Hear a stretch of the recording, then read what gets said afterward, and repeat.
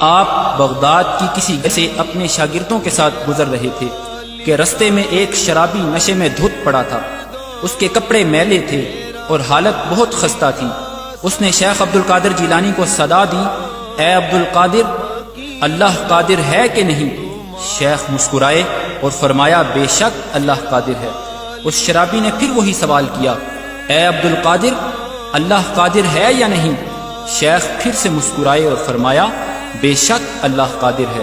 تیسری مرتبہ جب اس نے وہی سوال دہرایا کہ اے عبد القادر، اللہ قادر ہے یا نہیں ہے، تو شیخ روتے ہوئے سجدے میں گر پڑے اور کہنے لگے، بے شک اللہ کی قسم اللہ قادر ہے، اللہ قادر ہے، اللہ ہی قادر ہے۔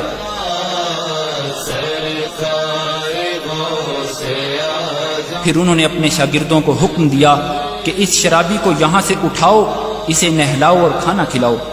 ان کے شاگرد بہت حیران ہوئے اور شرابی کے سوال کی حقیقت پوچھنے لگے، تو شیخ نے فرمایا کہ اس کے پہلے سوال کا مطلب تھا کہ کیا اللہ میری توبہ قبول کرنے پر قادر ہے یا نہیں؟ تو میں نے جواب دیا، بے شک اللہ قادر ہے۔ اس کے دوسرے سوال کا مطلب تھا کہ کیا اللہ مجھے تمہارے مقام تک پہنچانے پر قادر ہے یا نہیں؟ تو میں نے جواب دیا، بے شک اللہ قادر ہے۔ اور اس کے تیسرے اور آخری سوال کا مطلب تھا کہ کیا اللہ تمہیں میرے مقام تک گرانے پر قادر ہے یا نہیں؟ تو مجھ پر اللہ کا خوف طاری ہو گیا اور میں روتے ہوئے پکار اٹھا، بے شک اللہ ہی قادر ہے، اللہ ہی قادر ہے، اللہ ہی قادر ہے۔ اور میں اللہ کی ہیبت کی تاب نہ لاتے ہوئے سجدے میں گر پڑا اور فریاد کی کہ اے اللہ، مجھے آفتوں سے محفوظ رکھ اور مجھے معاف فرما دے اور میرے عیبوں پر پردہ ڈالے رکھ۔ ورنہ کہے گی دنیا۔ شیخ محمد ابراہیم محمد عثمان عبدہ البرہانی فرماتے ہیں کہ جب اللہ تمہیں اپنی ہدایت کے رستے کے لیے چن لے تو یہ اس وجہ سے ہرگز نہیں ہے کہ تم میں کوئی خاص بات ہے اور نہ ہی تمہاری عبادت کی وجہ سے ہے، بلکہ یہ تو اس کی رحمت ہے جس نے تمہیں شامل کر لیا ہے۔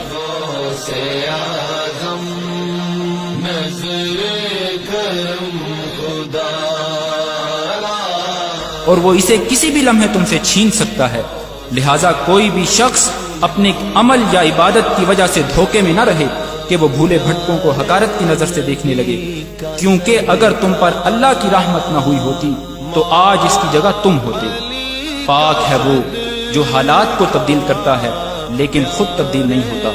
ہمیشہ اللہ تعالیٰ سے ثابت قدمی کی دعا کریں اور اپنی نماز کے سجدوں میں 3 مرتبہ یہ دعا کرتے رہیں، اللہم یا مقلب القلوب ثبت قلبی علی طاعتک، اے دلوں کو پھیرنے والے میرے دل کو اپنی اطاعت پر ثابت قدم رکھ۔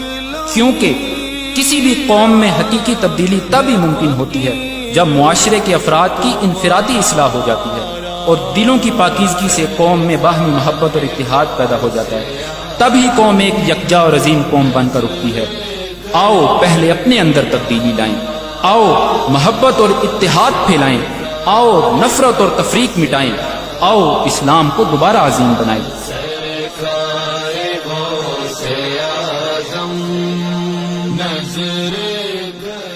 آپ سب بھائیوں سے گزارش ہے کہ آؤ آپ بھی ہمارے مقصد میں ہمارا ساتھ دو۔